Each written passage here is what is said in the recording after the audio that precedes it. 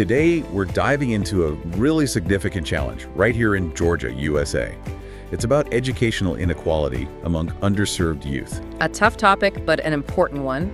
Absolutely. Our sources, though, they shine a light on some incredible community-led solutions that are making a real difference. We're going to explore this idea of forgotten classrooms and discover how one particularly powerful nonprofit is working to ensure every child gets a fair shot. So for you listening, what does all this mean for the future of these kids and their communities? You know what's really powerful about the material we're looking at today is that it doesn't just dwell on the problem. Right. It immediately pivots to the how, the actionable solutions. It strongly emphasizes that local grassroots efforts can spark profound, lasting change. And we'll be focusing on one specific nonprofit. Yes, a really unique organization that's, you could say, at the forefront of this work in their area. The heart of the problem, why forgotten classrooms? Okay, so let's really lean into this phrase, the forgotten classrooms. It's heavy. It is. Our sources paint a pretty heartbreaking picture for many children in Georgia. Can we unpack what it really means for a classroom, or maybe the children in it, to be truly forgotten, especially in low-income communities? That's a really important question, because when we talk about forgotten classrooms, it's more than just, individual kids slipping through the cracks. It's systemic. Exactly. Yeah. The sources highlight a kind of systemic neglect. It's about entire educational environments lacking the sustained resources, the attention, the investment that you see elsewhere. And that translates into? Well, it translates directly into children showing up hungry, unable to focus, falling behind in really foundational skills like basic math and reading because the support just isn't consistently there. And often they lack the kind of exposure or mentorship that's just essential for holistic development. So it's not just about test scores. Not at all. It's a fundamental deficit in the scaffolding every child really needs to thrive. Introducing the solution Truth Quest Hub.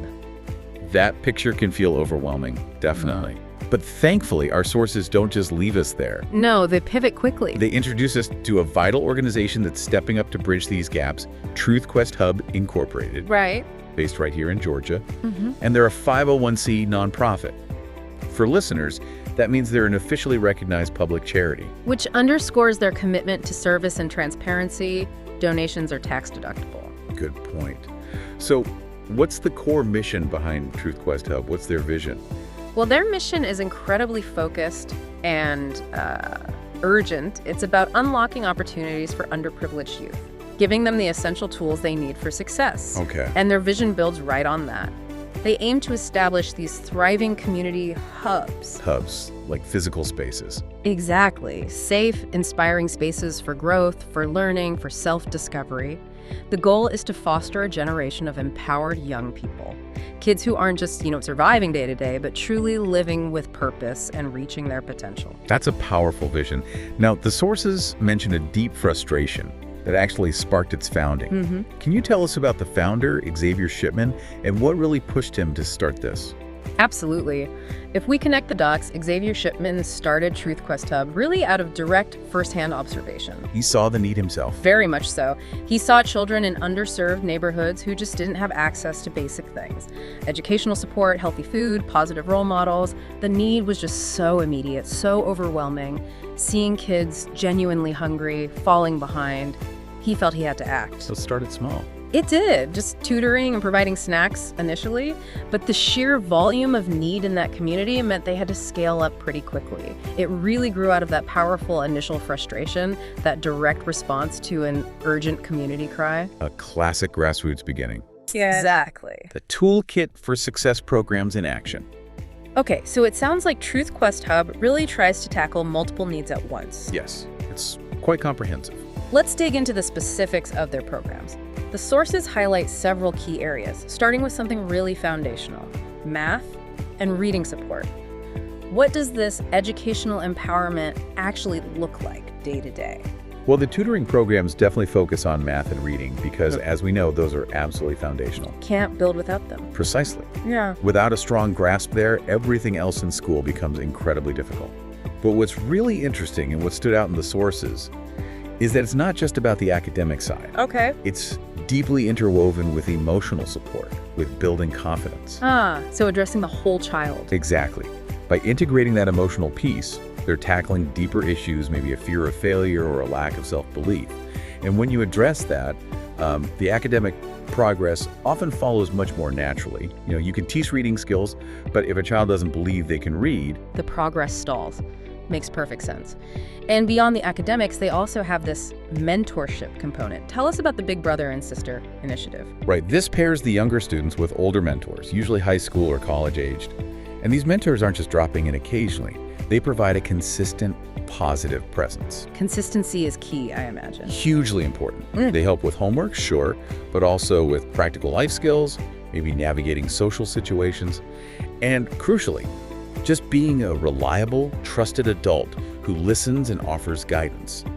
The sources really suggest these relationships can be transformative. Providing stability. Exactly. A stability that might be missing otherwise for some of these kids. Okay, now here's something that really jumped out at me from the sources. This idea of exposure. They flat out say exposure is everything. It's a core principle for them. Why is this such a priority for TruthQuest Hub, and how do they actually, bring the world to these kids? Well, what's fascinating is their deep understanding that if a child's whole experience is confined by, say, poverty or perceived limitations, they might internalize that. Yes, they can internalize that as their only possible reality. It limits their aspirations, their view of themselves. So TruthQuest Hub explicitly tackles this. They organize regular community trips, visits to museums, college campuses, even just different neighborhoods. Broadening horizons, literally. Literally. And they offer art and music workshops too. It's not just about seeing new places, it's about disrupting those ingrained mental models of what's possible. It's about kind of rewiring their expectations for their own lives by showing them a bigger world, unlocking imagination and self-worth. That's really powerful stuff. It really is. And then they also address something incredibly basic yet absolutely critical: nutrition. Indeed.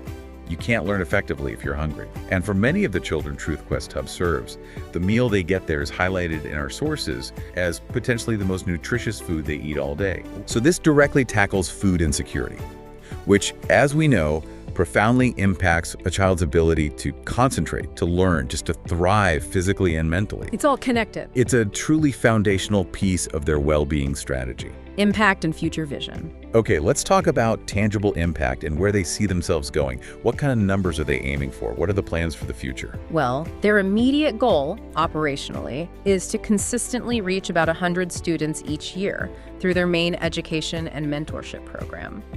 They seem focused on ensuring deep, meaningful engagement rather than just, touching base with a huge number superficially. Quality over just quantity. Seems that way. Yeah. And looking ahead, they're actively working on developing a mobile outreach model. Mobile outreach, like taking the services to the kids. Exactly. Yeah. They're envisioning customized food trucks, but not just bringing meals, potentially bringing basic medical support directly into underserved neighborhoods too. Oh, interesting. Tackling food and healthcare access. Right, meeting people where they are, quite literally. And the long-term vision is even bigger, isn't it? Something about a full-scale community hub. Yes, that's the ultimate aspiration according to the sources, a comprehensive community center. What would that entail? Imagine a permanent, dedicated safe space, a place for learning, for growing, for self-expression, a true home away from home where all their different programs could flourish under one roof. That's ambitious. It is ambitious, but they're actively fundraising and applying for grants to make it happen. And this whole trajectory from direct service to mobile outreach to a permanent hub, it really shows how they're thinking beyond just charity. Towards systemic change. Exactly, towards creating sustainable systemic change within these communities. Your role in the solution. So building on that idea of sustainable change, it's clear this isn't just about what one organization can do alone. Absolutely not. It takes a village, as they say. Our sources really drive this home. These children aren't just statistics. They are potentially our future authors, engineers, teachers, leaders. Our future community members, contributing in countless ways. It feels like a powerful call to action for all of us. So for you listening right now, how can you get involved? How can you support this vital work? Well, the sources highlight 3 key ways, all very impactful. First, and perhaps most directly, you can donate.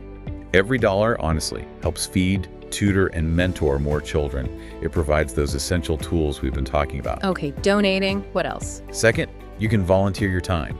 They're always looking for passionate people. As tutors, mentors. Yes, tutors, mentors, maybe helping out at events. Your time and your skills can make a really profound difference in a child's life. Makes sense. And the third way? Third, simply spread the word. Follow them on social media. Share their mission with your own network. Helping raise awareness is crucial for any nonprofit. Getting the word out matters. It really does. And for anyone wanting specifics, you can find more information and ways to get involved on their websites. Those are www.thetruthquesthub.com, and for the outreach part, www.outreach.thetruthquesthub.com. Great, we'll make sure those links are available. Outro.